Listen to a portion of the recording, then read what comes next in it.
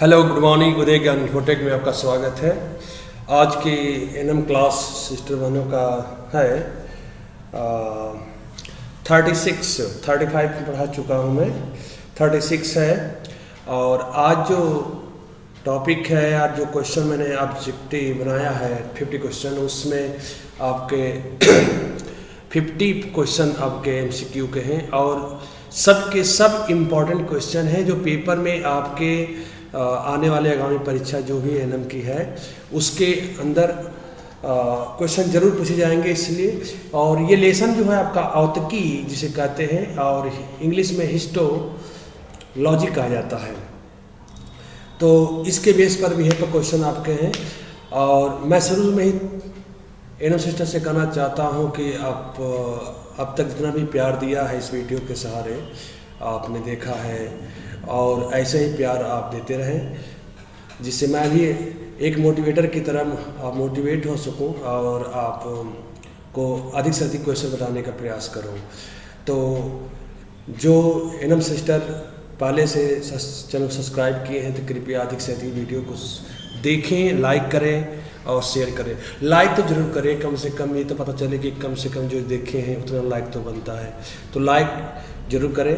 और अपने सिस्टर बहनों को भी अपने फ्रेंड सर्किल में जो भी चीज़ें हैं उनको शेयर करें और जो चैनल पहली बार है वो सब्सक्राइब जरूर करें चैनल को एक बार। उसके बाद आज क्लास 36 स्टार्ट करने जा रहे हैं औतकी, जिसका नाम है हिस्टोलॉजी, यानी कि औतकी को इंग्लिश में हिस्टोलॉजी कहते हैं।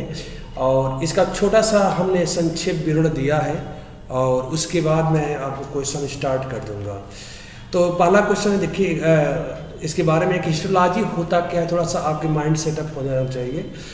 ऊतकों का सूक्ष्म स्तर पर वैज्ञानिकी अध्ययन, यानी कि जो ऊतक हमारे नंगी आँखों से नहीं देखे जाते हैं उनको वैज्ञानिकी अध्ययन पर जब हम करते हैं तो उसको हिस्टोलॉजी कहते हैं। और यह जीव विज्ञान और चिकित्सा की एक महत्वपूर्ण शाखा होती है जो शरीर के विभिन्न ऊतकों और अंगों की संरचना के कार्यों को समझने में मदद करती है। हिस्टोलॉजी ये अध्ययन कराती है कि कोशिकाएं ऊतकों में कैसे संगठित होती हैं और ये ऊतक अंगों के निर्माण और उनके समूचे कार्य में कैसे सहायक होते हैं। अर्थात हिस्टोलॉजी का जो ये पॉइंट है इतना ये महत्वपूर्ण बहुत है। हिस्टोलॉजी का अध्ययन कराती है। हिस्टोलॉजी में ये अध्ययन किया जाता है कि कोशिकाएं ऊतकों को कैसे संगठित करती हैं, कैसे कार्य करने में सहायक करती हैं और ये ऊतक अंगों के निर्माण, यानी कि ऊतक जो होते हैं अंगों के निर्माण और उनके समुचित कार्य को कैसे सहायक होती हैं, हिस्टोलॉजी के अंदर ये बताया गया है पॉइंट आपको।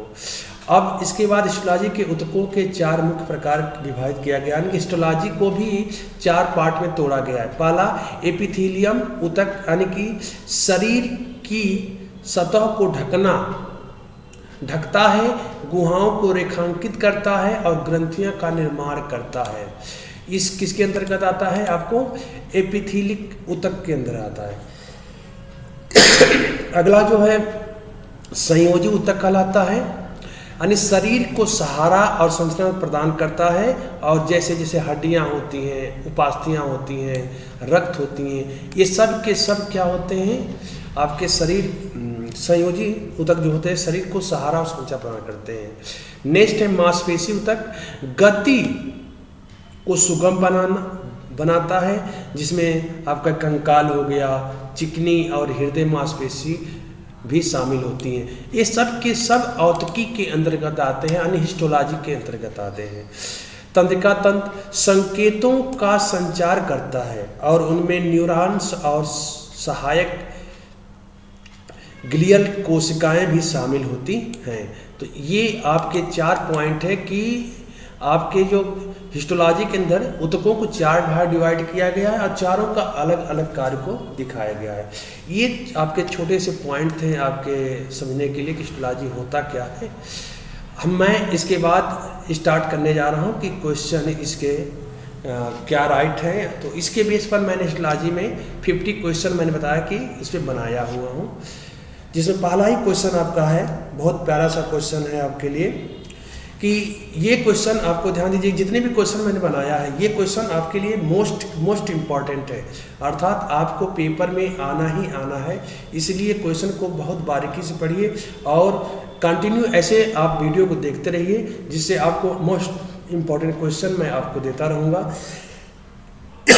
जिस तरह आपका पहला क्वेश्चन है कि जीव विज्ञान की एक पृथक शाखा के रूप में औद्योगिक की स्थापना किसने की थी? जीव विज्ञान की एक पृथक शाखा के रूप में, मतलब औद्योगिक जीव विज्ञान की एक छोटी सी ब्रांच बोली जाती है, छोटी सी शाखा होती है।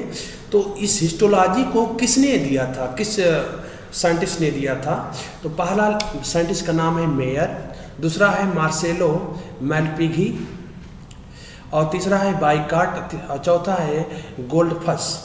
तो इन चारों में से किसने दिया था, इसलिए आपको बताना है कि औद्योगिक की स्थापना किसने की। ये बड़ी इंपॉर्टेंट क्वेश्चन है और इसके हिसाब से औद्योगिक की स्थापना जो होती है, राइट इसका आंसर है सेकेंड मार्सेलो मैलपिघी। मार्सेलो मैलपिघी जो है औद्योगिक की स्थापना की थी, अर्थात इसका सेकेंड राइट है। नेक्स्ट क्वेश्चन, निम्नलिखित में से कौन सी एलोक्राइन ग्लैंड है? निम्नलिखित में कौन सी एपोक्राइन ग्लैंड है? तो इसका जो ऑप्शन है, स्तन ग्रंथियां, अनमेमोराइज ग्लैंड, थायराइड ग्लैंड, स्पैक्सियस ग्लैंड या सालिवरी ग्लैंड। इन चारों में से कौन सा राइट आंसर है आपका है, इसको बता सकते हैं आप कि इसका राइट आंसर कौन सा है। करेक्ट राइट आंसर कौन सा है, इसे बता सकते हैं आप चारों में से आपका मेमोराइज ग्लैंड, थायराइड ग्लैंड या इबेकस ग्लैंड या सैलिवरी ग्लैंड्स। इस दोनों इसमें से आपका राइट आंसर है हमारे हिसाब से। आप बता सकते हैं कि क्या लग सकता है। एपोक्राइन ग्लैंड इसमें से कौन सी कही जाती है? तो इसका राइट आंसर है स्तन ग्रंथियां, मेमोराइज ग्लैंड बोलते हैं इसको, स्तन ग्रंथियां, अर्थात पहला राइट आंसर है। नेक्स्ट क्वेश्चन आपका, यदि हड्डी यानी बोन को KOH के घोल में रखा जाए, अगर हड्डी को KH के घोल में रखेंगे तो क्या होगा? हड्डी घुल जाती है, हड्डी लचीली हो जाती है, हड्डी मजबूत हो जाती है या हड्डी अप्रभावित होती है। तो इसका जो राइट आंसर है इसके, यदि हड्डी बोन को KH के घोल में, KH ध्यान दीजिए सॉल्यूशन होता है जिसे क्षार बोलते हैं, और क्षार की जो वैल्यू होती है, ध्यान दीजिएगा, जो क्षार होते हैं उनकी जो वैल्यू होती है वो हमेशा 7 से ग्रेटर होती है और 14 के बीच में होती है। तो KH एक क्षार है, जिसको कि क्षार की एक पहचान होती है, उसमें OH समूह जुटा रहता है, OH समूह उसमें जुटा रहता है, OH की पावर माइनस बोला जाता है, K के पावर प्लस बोला जाता है। तो इसमें कोई प्रभाव नहीं रहती है, हड्डी पर कोई प्रभाव नहीं पड़ता है अगर KH के घोल में आप रख देंगे तो। नेक्स्ट क्वेश्चन है, अंतः कंकाल का अधिकांश भाग अस्थि का बना होता है, इनमें मैट्रिक्स बना होता है, इनमें मैट्रिक्स बना होता है, तो किस अनुपात बना होता है इसको बताना आपको है कि 38% अकार्बनिक लवण था, 62% कार्बनिक लवण, या 20% अकार्बनिक लवण, 80% कार्बनिक लवण, या 62% अकार्बनिक लवण या 38% कार्बनिक लवण, 92% अकार्बनिक लवण या 8% कार्बनिक लवण।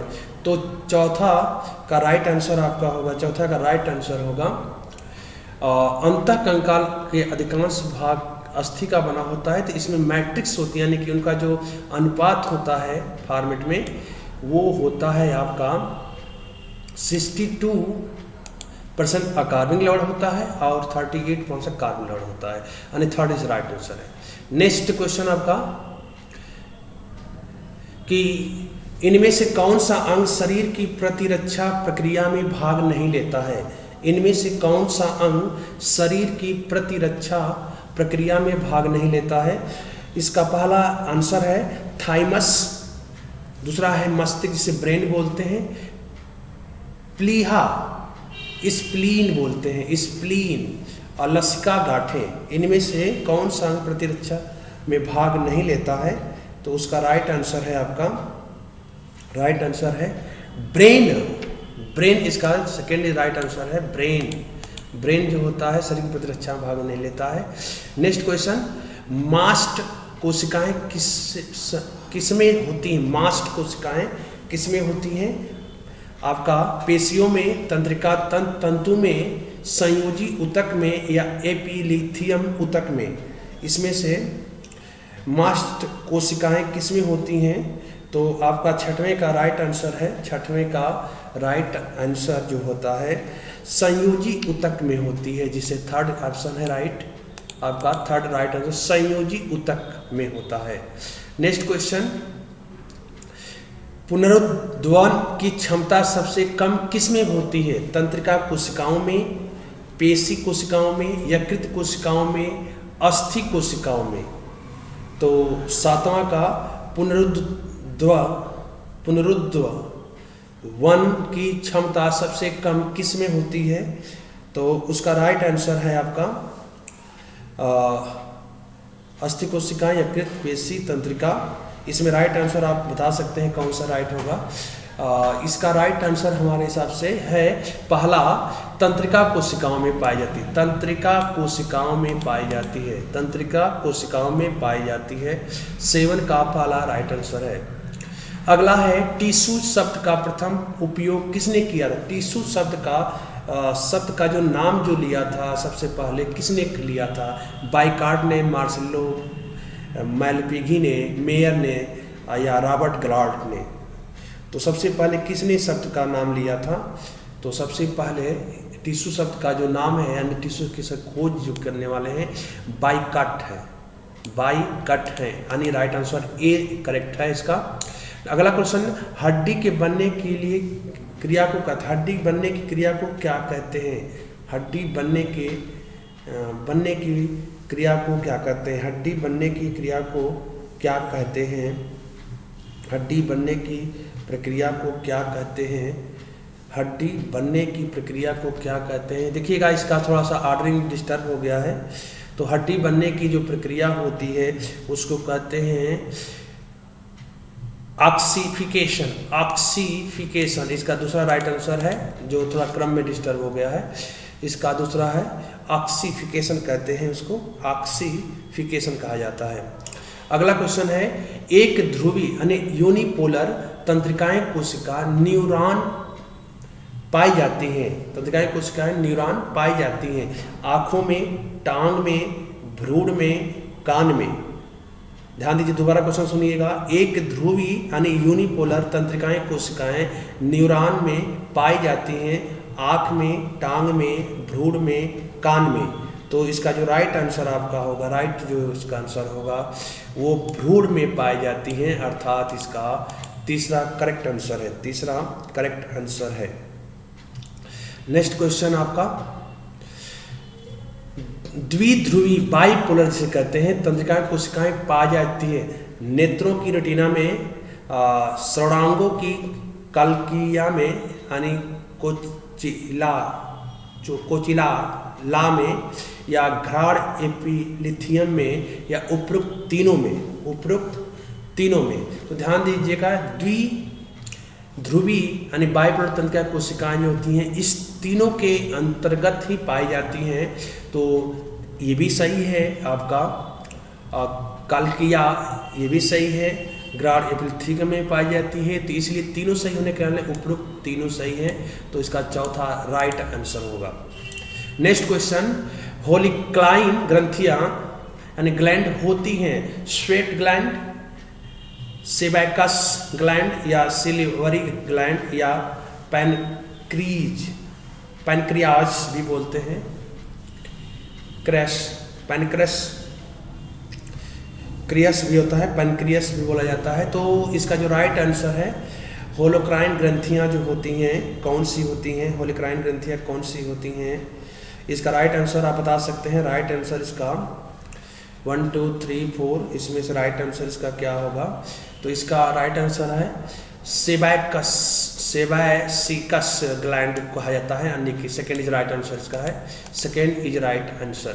नेक्स्ट क्वेश्चन आपका, एक ग्रंथि कोशिका और एक इपिथेलियम कोशिकाओं के कार्यों में अंतर इसलिए होता है कि इनकी स्थिति भिन्न होती है, इनमें सब आवश्यक जीन्स नहीं होते, या इनमें जीन्स के विभिन्न सेट क्रियाशील होते हैं, या इनके प्रारंभिक विभेदीकरण में कुछ जीन्स नष्ट हो जाते हैं।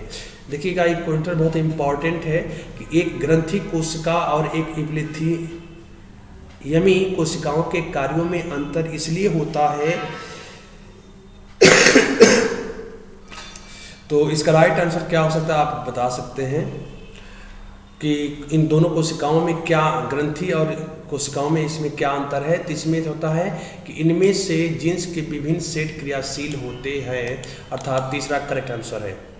नेक्स्ट क्वेश्चन, हमारे शरीर में तंत्रिका कोशिकाओं के कोशिकाएं अधिकांश होते हैं रेटिना में, मस्तिष्क में, स्पाइनल कॉर्ड बोलता है, मेरुरज्जु में, या जीभ के अंदर। हमारे शरीर के तंत्रिका कोशिकाओं की कोशिका अधिकांश कहाँ होते हैं, अधिकांश कहाँ होते हैं, तो इसका जो राइट आंसर है, अधिकांश कहाँ होते हैं, इसका जो राइट आंसर है आप भी बता सकते हैं इसका राइट आंसर क्या हो सकता है। तो कोशिका अधिकांश जो कोशिका होते हैं मस्तिष्क में होते हैं, कहाँ होते हैं, मस्तिष्क में होते हैं। 14 का आपका 14 का दूसरा सही है, 14 का दूसरा सही है। नेक्स्ट क्वेश्चन, जाड़े में कपकपी द्वारा शरीर ताप को बाहर निकलने से रोका जाता है, शरीर के ताप को बाहर निकलने से रोका जाता है। जब इंसान जाड़े में कपकवाता है तो उसमें वो क्या करता है, वो क्या करने की कोशिश करता है, तो कह शरीर ताप को बाहर निकालने से रोका जाता है, या पेशियों में परस्पर रगड़ से ताप बढ़ाया जाता है, या पेशी संकुचन से ताप बढ़ाया जाता है, या त्वचा में रक्त की मात्रा बढ़ाई जाती है। इस चारों में से आपका एक ही आंसर राइट होगा। जैसे क्या होता है कि जब जाड़ा कपकपी लगती है तो क्या होता है, हमें अचानक मांसपेशियां सिकुड़ने लगती हैं। तो जब हम जाड़े में पैरों को हिलाते हैं तो पेशी के संकुलन से हमारा टेम्परेचर बढ़ जाता है, संकुचित से ताप बढ़ाया जाता है। तो इसका राइट आंसर क्या होगा, तीसरा करेक्ट आंसर है आपका थर्ड, जाड़े में। अगला क्वेश्चन, हमारे शरीर में कितने प्रकार की सुरक्षात्मक प्रक्रियाएं होती हैं। हमारे शरीर में, दोबारा सुनिएगा, हमारे शरीर में कितने प्रकार की सुरक्षात्मक प्रक्रिया होती हैं। 2, 4, 3, अनेक। 2, 4, 3, अनेक। इसका राइट आंसर होगा, इसका राइट आंसर, हमारे शरीर में कितने प्रकार की सुरक्षात्मक प्रक्रियाएं होती हैं, इसका राइट आंसर है 4। राइट आंसर इसका क्या है, 4।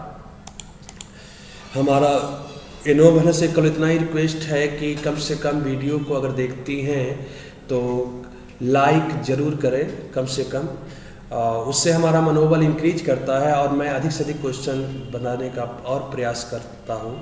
और मेरी बता रहे हैं कि जो 100 के जो क्वेश्चन हैं आपके जल्द ही आने वाले हैं, तो वो हो सकता हो कि अगर आप लोग राय दें तो लाइव क्वेश्चन लाया जाए कि न लाया जाए। तो अगर लाइव अगर आने की मतलब आप कहोगे तो मैं लाइव भी आऊँगा, लेकिन उसमें ये प्रयास होना चाहिए कम से कम 100 लोग जुड़े, कम से कम 100 लोग जुड़ते हैं तो मैं लाइव ज़रूर आऊँगा और प्रयास करूँगा कि क्लास में लूँ उस चीज़ को। तो वो जितने क्वेश्चन में उसमें भी बनेंगे तो वो सब के सब इम्पॉर्टेंट ही क्वेश्चन होंगे जो पेपरों में अब तक के पूछे गए हैं सेटों में, तो उससे ही क्वेश्चन आपका रहेगा 100 का 100 क्वेश्चन। लेकिन इसमें कम से कम वीडियो अगर देख रही हैं या चैनल को पहली बार आई हैं तो सब्सक्राइब तो पहले चैनल पर जो पहली बार आए सब्सक्राइब कर लें, सिस्टर बने। और अगर आप देख रहे हैं तो कम से कम वीडियो अगर अच्छी लगती है आपको तो लाइक ज़रूर करें, कम से कम एक लाइक तो, इतना हम तो हमारा बनता है कि लाइक आपसे ले सकें, तो एक लाइक ज़रूर करें अगर वीडियो आपको अच्छी लगे तो। अगर आपको नहीं पसंद है कोई बात नहीं, इससे हमें कोई नाराज़गी नहीं है, हमारा बस इतना मनोकामना रहेगी आपको कि आप सभी लोग कम से कम पेपर में अच्छे मार्क के साथ पास हो और आप नेक्स्ट नर्स बन करके अपने क्षेत्रों में पधारें। नेक्स्ट क्वेश्चन है आपका, निम्न में से किसका विशेष संबंध रोगाणुओं के प्रति सुरक्षा से होता है? निम्न में से किसका विशेष संबंध रोगाणुओं के प्रति सुरक्षा से होता है? यकृत का, लसिका तंत्र का, या अंतःस्रावी ग्रंथि का, या तैल ग्रंथि का? तैल ग्रंथि का। तो इसमें से किसका संबंध रोगाणु के प्रति सुरक्षा से होता है? तो इसका जो राइट आंसर है, ध्यान दीजिए, इसका जो राइट आंसर है लसिका तंत्र। लसिका तंत्र से होता है, यानी कि second is correct answer. Next question, सूखी हुई हड्डी को यह 3 दिन तक HCl, ये SC, ये ध्यान दें 1 नहीं है, HCl है, टाइपिंग गलत हो गई है। HCl में रखें तो वो क्या होगा? HCl एक हाइड्रोक्लोरिक अम्ल है, टुकड़ों में टूट जाएगी, कोमल और लचीली हो जाएगी, पूरी घुल जाएगी, इनमें से कोई परिवर्तन नहीं होगा। तो ध्यान दीजिएगा, कोमल और लचीली हो जाएगी, कोमल और लचीली हो जाएगी, कोमल और लचीली हो जाएगी, इसका सेकेंड राइट आंसर है। नेक्स्ट, और रेखित पेशियाँ उपस्थित होती हैं। पेशी 2 टाइप की, रेखीय और अरेखित होती है। तो अरेखित पेशियाँ उपस्थित होती हैं ग्रीवा में, मूत्राशय में, हृदय में, जंघा में। तो किस में पाई जाती हैं, इसके बाद में क्वेश्चन पे बात करेंगे कि अरेखित पेशियाँ उपस्थित होती है ग्रीवा में, मूत्राशय में, हृदय में, जांघ में। तो इसका जो राइट आंसर है मूत्राशय में पाई जाती है, मूत्राशय में। आपका करेक्ट आंसर है मूत्राशय। नेक्स्ट क्वेश्चन, कोशिकाओं का वह समूह जो आकारिकी तथा कार्य रूप में समान हो, वो क्या कहलाती हैं? अंग, तंत्र, भाग, ऊतक। अंग, तंत्र, भाग, ऊतक। तो इसमें क्या कहलाती है? ध्यान दीजिएगा, कोशिकाओं का वह समूह जो आकारी तथा समान कार्य रूप में समान होती है, तो उसका एक ही नाम होता है, उसे हम ऊतक कहते हैं। ये डिफिनीशन ऊतक की, ध्यान दीजिएगा, कई बार पूछा गया है, तो उसे ऊतक कहते हैं। समान कार्य, समान आकार, तो ऊतक कहलाता है। अगला क्वेश्चन है, सत्य देह गुहा ट्रू कोलियम का आवरिजित होती है एक्टोडर्म में, एक्टोडर्म में, एक्टोडर्म में, इंडोडर्म में, या मीसोडर्म में, या एक्टोडर्म था एंडोडर्म में से।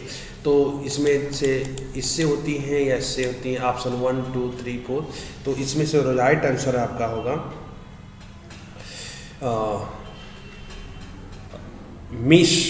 मीसोडर्म से होती हैं, मीसोडर्म से होती हैं, आवरिजित होती हैं सत्य देह गुहा। थर्ड से करेक्ट है। अगला क्वेश्चन है, निम्न में से एक ऊतक, निम्न में से जो एक ऊतक होता है, यकृत कहलाता है, रुधिर कहलाता है, नासे कहलाता है, आमाशय कहलाता है। इसमें से एक ऊतक क्या कहलाता है? आप इनमें से एक ऊतक क्या है आपका? तो आपको ध्यान दीजिएगा, निम्न में से एक ऊतक जो है रुधिर को भी कहते हैं। क्या कहते हैं? रुधिर। रुधिर यानी ब्लड को भी कहते हैं। ब्लड में भी RBC या WBC ऐसे होते हैं ये चीज़ें, तो उसका एक ही प्रकार के मतलब कार्य थोड़ा सा अलग होते हैं, तो उनको एक ऊतक कहते हैं, यानी कि रुधिर ही एक निम्न में से एक ऊतक है। दूसरा राइट आंसर है। अगला, तंत्रिका तंत्र में सिनेप्स की प्रक्रियात्मक कार्य एक हार्मोन्स के द्वारा होता है, और यह है एसिटिलकोलिन, पैराथामोर, कार्टिसोन या कार्टिकोस्टेरॉन। इसमें से राइट आंसर क्या होगा? 23 का राइट आंसर क्या होगा? तो एसिटिलकोनिल कहा जाता है। एसिटिलकोनिल जो होता है करेक्ट, इसका राइट आंसर है, अर्थात फर्स्ट। नेक्स्ट है, पेशियाँ को थकती नहीं, पेशियाँ जो थकती नहीं तथा लयात्मक विधि से संकुचित होती हैं, वे क्या कहलाती हैं?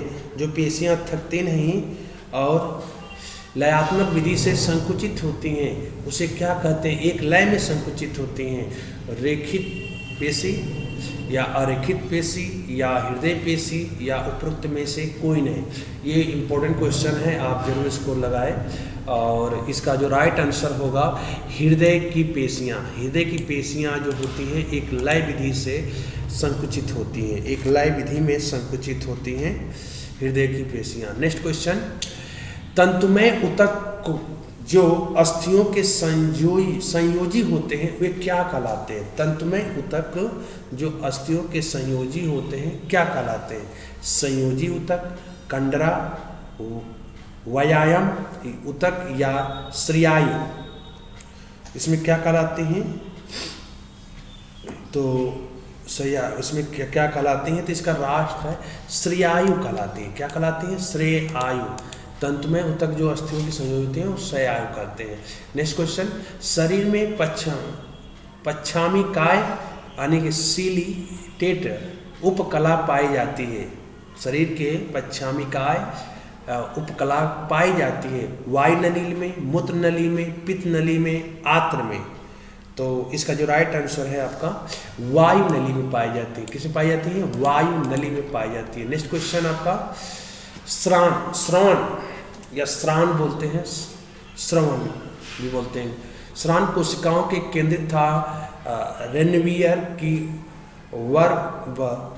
वर्व संधियां पाई जाती है। तंत्रिका कोशिका में, ऑस्टियोब्लास्ट में, कार्डियोब्लास्ट में या ग्रंथि कोशिकाओं में। इसका राइट आंसर है, इसका राइट आंसर आप बता सकते हैं क्या हो सकता है कि श्रावण कोशिकाओं के केंद्रक तथा रेनवियर की पर्व संधियां पाई जाती हैं। इसका जो राइट आंसर है आपका तंत्रिका कोशिका में। फर्स्ट इसका राइट आंसर है तंत्रिका कोशिका में। यकृत ऊतकी विभेद में निम्न में से उपस्थितियों के कारण पहचाना जाता है। यकृत ऊतकी विभेद में निम्न से उपस्थितियों के कारण पहचाना, यानी कि यकृत और ऊतकी विभेद में इसके किसके कारण पहचान करते हैं? क्या उपस्थिति होती है? ग्रंथिकल कोशिकाएं या श्वेत रुधिर कोशिकाएं। श्वेत रुधिर कोशिकाएं था यकृत कैनालिकुली या ग्लिसन्स कोष तथा कुप्फर कोशिकाएं यकृत कैनालिकुली या धमनी या सिराएं। इसमें क्या राइट आंसर होगा 28 का? तो ग्लिसन्स कोष तथा कुफ्र कोशिकाएं में, अर्थात थर्ड इज राइट आंसर है। नेक्स्ट क्वेश्चन, निसल कणिकाएं पाई जाती हैं तंत्रिका कोशिका में, मास्ट कोशिका में, अस्थि कोशिका में, उपास्थित कोशिकाओं में। निसल कणिकाएं पाई जाती हैं। किसमें पाई जाती हैं निसल कणिकाएं? तो 29 का राइट आंसर है आपका 29 का राइट, तंत्रिका कोशिका में पाई जाती है, कहीं पाई जाती है। नेक्स्ट क्वेश्चन, तंत्रिका कोशिका के एक्सान के शाखित अंतः टेलोडेंड्रिया कहलाते हैं जो दूसरे तंत्रिका कोशिका के डेंड्राइट से क्रियात्मक संपर्क रखते हैं। यह स्थान कहलाता है या दो तंत्रिकाओं के मिलने के स्थान को कहते हैं। दो तंत्रिकाओं के मिलने के स्थान को क्या कहा जाता है? दो तंत्रिकाओं के मिलने के स्थान को क्या कहते हैं? साइनेसियम, सिनेप्स, सिनेप्सिस या सिनेस्टा। तो ध्यान दीजिएगा, दो तंत्रिकाओं के मिलने के स्थान को सिनेप्स कहते हैं। सिनेप्स क्या कहते हैं? सिनेप्स कहते हैं। नेक्स्ट क्वेश्चन, देह गुहा का पेरिटोनियम स्तर बना होता है। देह गुहा का पेरिटोनियम स्तर बना होता है सल्की एपिलिथियम से, पच्छाभिकी एलिथियम से, स्तंभाकार एलिथियम से या ग्रंथिल एलिथियम से। तो इसका जो राइट आंसर है, इसका जो राइट आंसर है 31 का सल्की एपिथेलियम से बना होता है, यानी कि ए इज करेक्ट आंसर है। ए इज करेक्ट आंसर है इसका। नेक्स्ट क्वेश्चन, अस्थियों में हैवासिनियन नलिकाएं एक दूसरे से अनुप्रस्थ नलिकाओं द्वारा जुड़ी रहती हैं जो कहलाती हैं। क्वेश्चन को ध्यान से सुनिएगा। अस्थियों में हैवासियन नलिकाएं एक दूसरे के अनुप्रस्थ नलिकाओं द्वारा जुड़ी रहती हैं, वो कहलाती हैं अर्धवृत्ताकार नलिका, वल्फ का मैन नलिकाएं, इग्नियोनल नलिकाएं या बिल्डर नलिकाएं। तो 32 का राइट आंसर होगा, 32 का राइट आंसर है वल्कम मैन नलिकाएं कहलाता है। सेकेंड इज राइट आंसर है, इसका सेकेंड इज राइट आंसर है। नेक्स्ट क्वेश्चन, श्रीडेरियन उपकला पाई जाती है। श्रीडेरियन उपकला है नासापात में, श्राव नली में, सांस नली से कहते हैं, श्वास नली में, बोमैंड संपुट में या हेनले के लूप में पाई जाती हैं। तो 33 का राइट आंसर है, 33 का राइट आंसर है नासापाथ में पाई जाती है, नासापाथ में पाई जाती है, अर्थात इसका राइट आंसर है 33 का फर्स्ट। नेक्स्ट क्वेश्चन 33 का नेक्स्ट क्वेश्चन, निम्न में की उपस्थिति के कारण तंत्रिका सूत्र पेशी सूत्र से भिन्न होता है। निम्न की उपस्थिति के कारण तंत्रिका सूत्र पेशी सूत्र से भिन्न होता है। मायोफाइबर्स, सार्कोलेमा, डेंड्राइड्स या स्ट्रिएक्शन। तो इसका जो राइट आंसर है, इसका राइट आंसर है डेंड्राइड्स, डेंड्राइड्स को कहते हैं, अर्थात third is correct answer. Next question आपका, श्रोण कोशिकाएं संबंधित होती हैं तंत्रिका ऊतक से, संयोजी ऊतक से, पेशी ऊतक से या एपिथेलियम ऊतक से। इस चारों में से किससे श्रोण कोशिकाएं संबंधित होती हैं? श्रोण कोशिकाएं हमेशा ध्यान दीजिएगा तंत्रिका ऊतक से, नर्वस टिश्यू से संबंधित होती हैं। इसका की फर्स्ट राइट आंसर है 35 का। 36 क्वेश्चन देखिए, लाल रुधिर कणिकाओं का निर्माण होता है पित्त अस्थि मज्जा में, लाल अस्थि मज्जा में, अस्थि मज्जा में या तीनों में, या तीनों में। तो इसका ध्यान दीजिएगा, इसका एक ही नाम है, रेड है, यहाँ पर है तो यहाँ भी रेड है, इसलिए इसको मैच करा लीजिएगा, लाल अस्थि मज्जा में। इसका करेक्ट आंसर क्या होगा? दूसरा होगा। ऐच्छिक पेशी पाई जाती है फेफड़ों में, यकृत में, भुजाओं में, हृदय में। 37 का ऐच्छिक पेशी कहाँ पाई जाती है? तो आपकी फेफड़ों में, यकृत में, भुजाओं में, हृदय में। तो ऐच्छिक पेशी ध्यान दीजिएगा वो भुजाओं में पाई जाती है, अर्थात third is correct answer. Next question, शरीर में कौन सी कोशिकाएं सबसे लंबी हो सकती है? पाँव की पेशी कोशिकाएं, अस्थि कोशिकाएं, एपिलिथियम कोशिकाएं या तंत्रिका कोशिकाएं। तो सबसे लंबी कौन सी पाई जाती है? तो ध्यान दीजिए, हमेशा जो होती सबसे लंबी कोशिका जो पाई जाती है इसमें से तंत्रिका कोशिकाएं पाई जाती है, तंत्रिका कोशिकाएं पाई जाती हैं। नेक्स्ट क्वेश्चन, लसिका गांठें किसे नष्ट करने में सहायता करती हैं? लसिका गांठें किसे नष्ट करने में सहायता करते हैं? संक्रमण जीवाणुओं को, आरबीसीएस को या डब्ल्यूबीसी को या लसिका को। तो लसिका गांठें किसको नष्ट करने में लगती हैं? तो इसका राइट आंसर है कि लसिका गांठें जो होती हैं संक्रमण रोगाणुओं को नष्ट करने में सहायता करती हैं। नेक्स्ट, लैमिना प्रीप्रिया या स्ट्रोमा संबंधित होता है मानव आंत में, स्तनियों के यकृत से या फीनियन फॉलिकल्स में या पैनक्रियास की एमिनी से। लैमिना प्रीपिया स्टोमा संबंधित होता है मानव आंत से या स्तनियों के यकृत से या फीनियन कल्स में या पैनक्रियास की एमिनी से। तो इसका जो राइट आंसर है 40 का जो राइट आंसर है आपका मानव आंत में से संबंधित होती हैं, यानी फर्स्ट राइट आंसर है। नेक्स्ट क्वेश्चन, कंडरा टेंडोन ये संरचना है जो जोड़ती है दो अस्थियों को, दो पेशियों को, पेशी तथा अस्थियों को या तंत्रिका की पेशी से। कंडरा क्या करती है? तो कंडरा जो होता है आपका राइट आंसर इसका जो कंडरा का है करेक्ट आंसर कंडरा का जो है पेशी तथा अस्थि को जोड़ने का काम करती है, उसको कंडरा कहते हैं। नेक्स्ट क्वेश्चन आपका, हृदय पेशी कोशी होती है, हृदय पेशी होती है चिकनी तर्ककार अनैच्छिक या रेखी बहुनाभिक ऐच्छिक या रेखित बहुनाभिक अनैच्छिक या रेखित क्रॉस संयोजी अनैच्छिक। तो हृदय पेशी कैसी होती है आपकी, हृदय पेशी कैसी होती है, हृदय पेशी ध्यान दीजिएगा रेखी क्रॉस संयोजी अनैच्छिक होती है, यानी कि आपका फोर्थ इज करेक्ट आंसर है, फोर्थ इज करेक्ट आंसर है। निम्न एक ही वृद्धि के कारण एक मोटे शरीर के मनुष्य के शरीर में मोटापन होता है, निम्न एक की वृद्धि के कारण कौन सी ऐसी चीज होती है कि जब बढ़ जाती है तो मनुष्य को मोटापा आ जाता है? पेशी ऊतकों की, रुधिर की, वसायम ऊतकों की या अस्थि की? क्या चीज बढ़ जाता है जिससे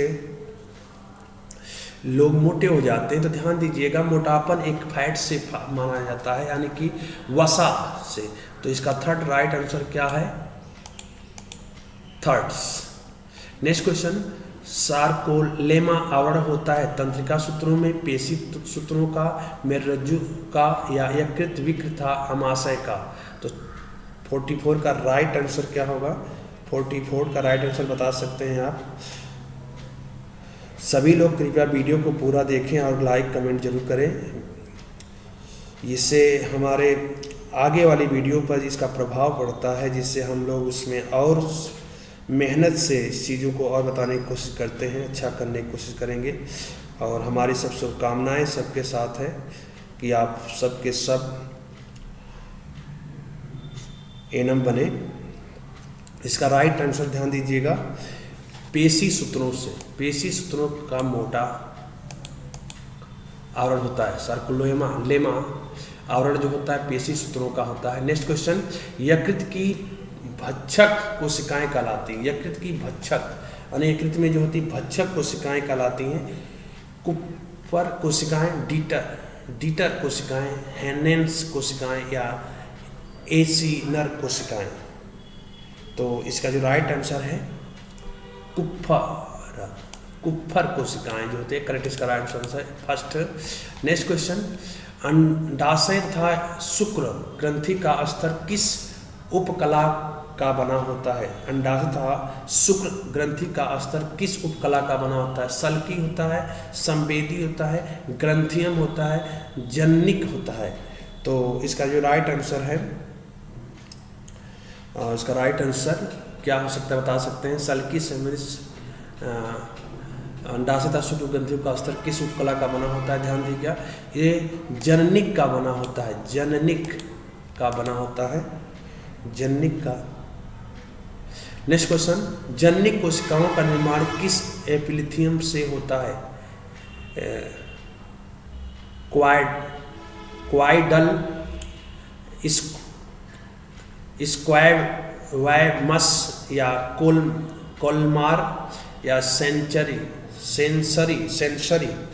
तो इसका जो राइट आंसर है ध्यान दीजिएगा क्वाइडल से बना होता है, हृदय में होता है, क्वाइडल में होता है। नेक्स्ट क्वेश्चन, हृदय पेशियों की विशेषता यह है कि वो संकुचित होती हैं, हृदय पेशियों की विशेषता है कि वो संकुचित होती है, लय ताल से अर्थात थकती नहीं, धीरे धीरे था थकती नहीं, तेजी से था थक जाती हैं, धीरे धीरे था थक जाती हैं। तो ध्यान दीजिए 48 का जो राइट आंसर है, 48 का जो राइट आंसर है ये लय ताल से यानी रिदमिकली धीरे धीरे या एक लय के बेस पर ये क्या करती हैं, कोशिकाएं संकुचित होती हैं। First right answer. अगला है अरेखित चिकनी पेशियां पाई जाती हैं उर में या पारितारिक में या नेत्र पेशियां में या जीवा में। अरेखित चिकनी पेशियां पाई जाती हैं, तो इसका 49 का जो राइट आंसर है उर में, पारितारिक में, नेत्र पेशिया में या जीवा में, तो इसका राइट आंसर है सेकेंड ही राइट करेक्ट है आपका। इसका देखिए क्रम थोड़ा सा डिस्टर्ब हो गया है या ऊपर से नीचे हो गया है, तो सेकेंड इज राइट है नेत्र पेशिका में। नेक्स्ट क्वेश्चन लास्ट, और ये इस टॉपिक का क्वेश्चन है और सभी के सभी क्वेश्चन आपके मोस्ट इम्पॉर्टेंट क्वेश्चन है, इसलिए वीडियो को प्रॉपर पूरा देखें। लास्ट क्वेश्चन है, निम्नलिखित में से कौन सा ऊतक शरीर में पोषक तत्वों और ऑक्सीजन का परिवहन करता है? उपकला ऊतक, संयोजी ऊतक, रक्त या तंत्रिका ऊतक? तो ध्यान दीजिएगा, इनमें से कौन सा ऊतक शरीर के पोषक तत्वों और ऑक्सीजन का परिवहन करता है? तो इसमें एक ही चीज़ होती है, शरीर में पूरी जगह फैली रहती है, उसको कहते हैं ब्लड यानी रक्त। तो इसका राइट आंसर क्या होगा? थर्ड इसका करेक्ट होगा। तो इस तरह से आपके 50 क्वेश्चन कंप्लीट हुए और इसी तरह मैं नेक्स्ट वीडियो लेकर आऊँगा। बस सिस्टर बहनों से बस एक ही अनुरोध है कि वीडियो को जब आप देखती हैं तो लाइक ज़रूर करें एक बार, और चैनल पर अगर पहली बार आ रहे हैं तो सब्सक्राइब जरूर करें। नेक्स्ट वीडियो के साथ उपस्थित होते हैं। Thank you, bye, good nights.